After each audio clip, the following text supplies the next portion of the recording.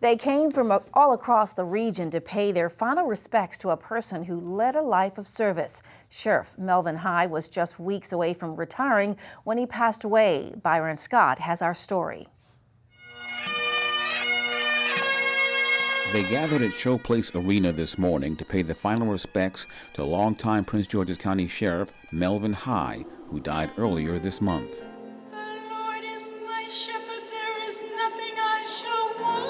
He was honored by the presence of colleagues, family, friends, along with the governor of Maryland. So it's bittersweet. We're here to celebrate his life. Among those in attendance today, former Prince George's Fire Chief Mark Bashore, who flew in this morning from Florida. He didn't frankly care whether you knew what his business was. He just went about the business of getting it done.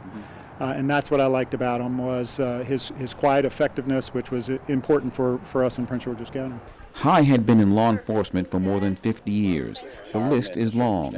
He was Assistant Chief of D.C. Police, Chief of Norfolk, Virginia Police, Chief of Prince George's County Police, and then Sheriff. Under him, I've basically promoted all the way up to Assistant Sheriff, in which he appointed me in. So he saw something in me and was able to give me guidance, not only professionally, but personally.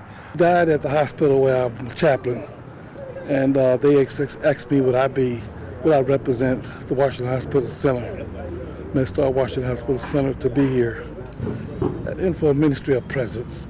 We were actually his neighbors. Tony Wutak has known for 15 years. But just as neighbors, was a really good guy, was always thoughtful and kind and polite with us. We have 2 daughters, and he would always ask of our daughters when we saw him, and it was just a shock. And, he was getting ready to retire to spend time with his grandbabies. Like, that's what he was going to do, spend time with his grandbabies. And that just goes to show you that you can never take anything for granted. Every moment is precious. Byron Scott, CTV News.